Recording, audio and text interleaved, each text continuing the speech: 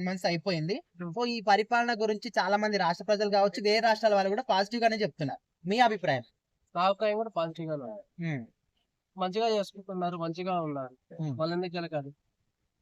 ఇంతవరకు బటన్ నొక్కేయమన్నారు. హ్మ్. మాకు బటన్ కాదు నొక్కాల్సింది. హ్మ్.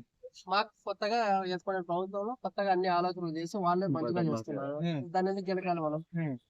మాకైతే మంచిగానే ఉంది. హ్మ్. అయితే గత ప్రభుత్వ హయాంలో ప్యాలెస్ల నుంచి నడిపించే పరిపాలన ఉండే.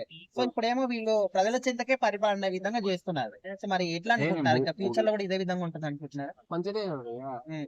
బ్యాలెన్స్ పరిపాలన ఎంతవరకు బటన్ నొక్కామంటే కాదు కదా. హ్మ్. ప్రజల దగ్గరికి వెళ్ళి ప్రజలు మాకు పరిపాలించి ప్రజల దగ్గర ఉండేవాడే నాయకుడు అవుతారు. హ్మ్. మాకు అలాంటి వాళ్ళే కావాలి కానీ మిగతా వాళ్ళు మనకు ఎందుకు? హ్మ్. అంటే ఇప్పటి వరకు ఏ ఒక్క రాజకీయ నాయకుడు కూడా ఇక్కడ అసెంబ్లీలో గాని వాళ్ళ ఆఫీసులలో ఉండి పనిచేసిన వాళ్ళు ఉన్నారు.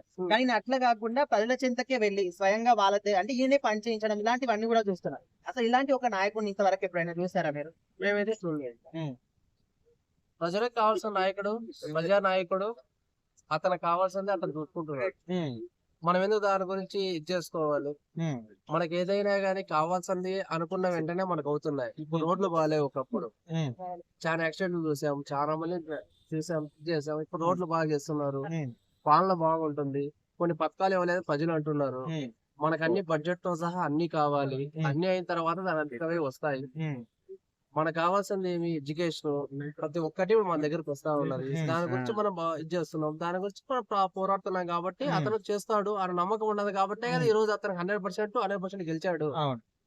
ఇప్పుడు 175 చెప్పారు. హ్మ్. 175 ఎవరు ఇవ్వలేరు. అవును.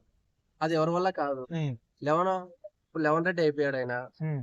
ఇప్పుడు ఏదైనా గానీ ఒకటి మనం అనుకున్న తర్వాత అతను 100% గెలిచాడు అంటే ప్రజలు ఆయన మీద ఉన్న నమ్మకం, నమ్మకం పెట్టుకోవాలి. ఆ నమ్మకాన్ని గెలిపించిన తర్వాత హ్మ్. ఆయన చేయగలుగుతానన్న దమ్ము ధైర్యంతో చెప్పాడు. ఈరోజు హ్మ్. చేస్తున్నాడు. ఆ!